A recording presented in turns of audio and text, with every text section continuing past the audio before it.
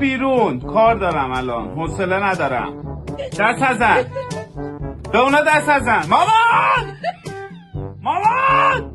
مامان امروز من کار دارم. مامان $100 من بهت نگفتم دارم غذا درست کنم ناخونک کاری کنی. خدا من نه هیچی من نمیای قول میزه من تو خونه غذا درست کنم. پس این چیه؟ بعد میاد انگولک کنم و آخر قول میزه دیگه غذا درست میکنی تو خونه.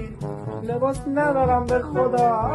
هر سری تولد سگی میشه من یه لباس دیگه بخرم. نمیخوام اونو تولد مهسا پوشیدم. مهسا اگه دعوت شده باشه چی؟ با دوستم دارم میرم بیرون. با کدوم دوستت؟